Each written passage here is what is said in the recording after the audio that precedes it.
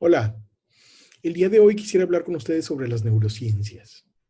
Y más de uno estará pensando que yo ya me volví loco, que no tengo absolutamente nada que hacer, porque estos dos temas no tienen nada que ver. Por un lado, el cerebro, la neurología, y por otro lado, la docencia, la educación, el aprendizaje. Pero veamos por qué sí están relacionados. Empecemos, si están de acuerdo, por ubicar el tema. Para Zabalza, las competencias docentes incluyen competencias de planeación, competencias de docencia estrictamente y competencias de otro tipo. Entre las competencias de planeación están planificar mi curso de enseñanza-aprendizaje, seleccionar contenidos disciplinares, en mi caso, Derecho Internacional Privado, seleccionar la metodología y las actividades propias de mi ciclo escolar, evaluar el aprendizaje de mis alumnos. En segundo término, en el campo de la docencia, dar explicaciones por lo menos comprensibles y organizadas. Segundo, manejar las tecnologías de la educación. Y tercero, relacionarme profesionalmente con mis alumnos. Y finalmente, otro tipo de competencias, como tutorizar, investigar o trabajar en equipo con otros docentes. Si de un lado tenemos la docencia, pues del otro lado tenemos el aprendizaje. Y dentro del aprendizaje, uno de los temas fundamentales es cómo pensamos, cómo aprendemos, qué hace nuestro cerebro por nosotros. Y ahí es donde se conectan las teorías de John Medina y de Donnie Tamblyn. El primero escribió un libro que se llama Los 12 Principios del Cerebro. Y quisiera justamente empezar por ahí. No voy a repasar los 12 principios del cerebro con ustedes, pero sí quisiera por lo menos fijarme en 3 puntos que a mí me parecieron los que más estrictamente están ligados con la educación. El primero es atención. Y la atención nos lleva por lo menos a 4 grandes enseñanzas. Primera, el cerebro no atiende lo aburrido. Segunda, el cerebro no atiende 2 cosas al mismo tiempo. Eso es un mito para John Medina. Tercera, el cerebro procesa primero lo importante y luego procesa los detalles. Y cuarto, el cerebro pierde atención cada 10 minutos. El cerebro es bastante reptiliano y por lo tanto, primero se pregunta, ¿hay amenazas a mi alrededor? ¿Me va a comer o me lo puedo comer? Si eso no sucede, entonces el cerebro se pregunta si hay un momento de reproducción. ¿Me puedo aparear con él o se va a aparear conmigo? Y si esos segundos se libra, entonces viene un factor sorpresa. ¿Ya lo he visto o no lo he visto? Si ya lo he visto, lo desatiendo. Si no lo he visto, entonces, solo entonces pongo atención. Entonces, la atención es un lujo. ¿Qué tiene esto que ver con la educación? Primero, si el cerebro no atiende lo aburrido, profesor, no sea aburrido. Segundo, si el cerebro no atiende 2 cosas al mismo tiempo, pues invitemos a los alumnos a dejar de lado todo lo demás. Tercero, si el cerebro primeramente procesa lo importante, pues inicie, profesor, por lo más importante.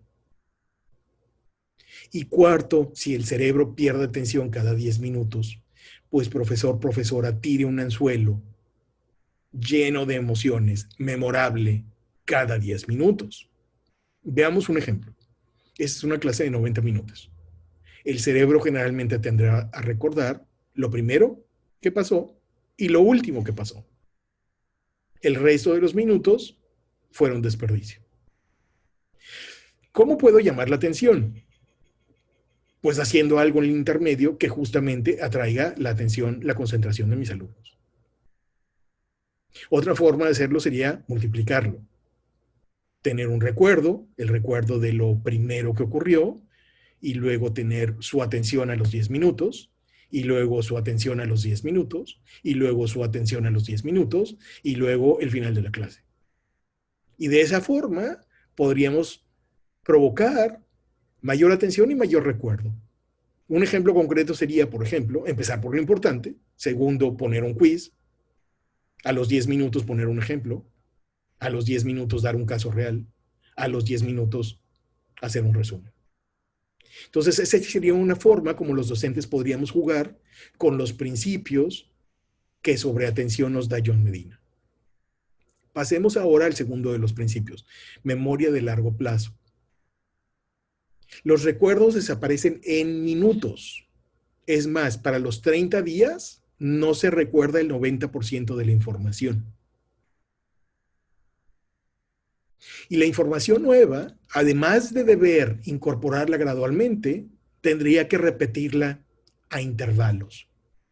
Y eso me lleva en el mundo de la educación a repeticiones en el mismo día.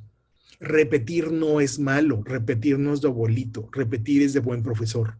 Repetir el mismo día, repetir la misma semana, repetir el mismo semestre y repetir el mismo año.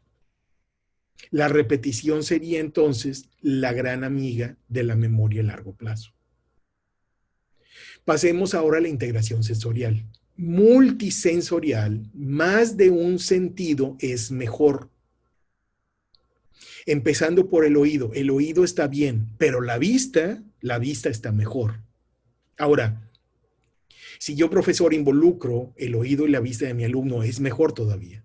Y si involucro el oído, la vista y el tacto, es mejor todavía. De pronto los profesores de derecho somos bastante poco creativos para llevar al tacto. Yo recuerdo un poco dos historias por lo menos.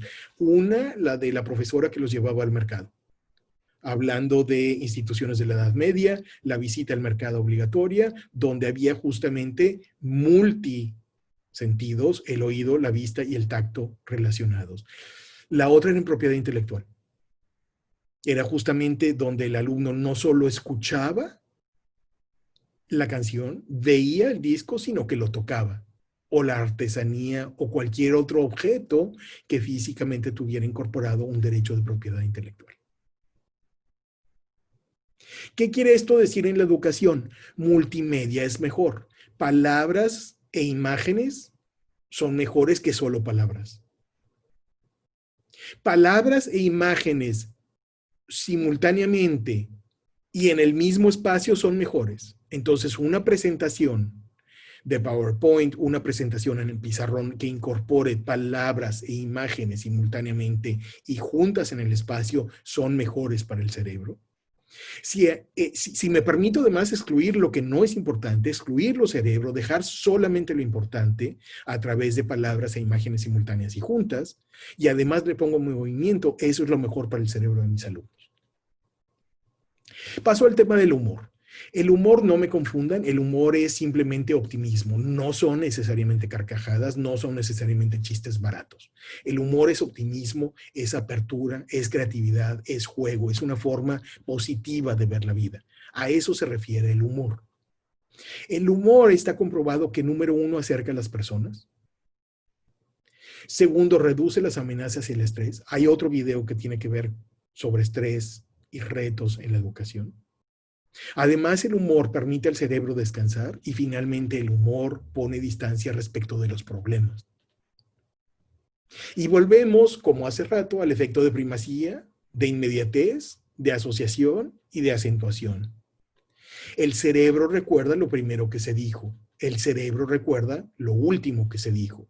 Y si quiero ser más efectivo, tendría que relacionar lo que estoy enseñando con lo yo aprendido, para crear este efecto de asociación de lo enseñado con lo aprendido. Y finalmente, si quiero todavía ser más efectivo, tendría que ligar lo que llame mucho la atención.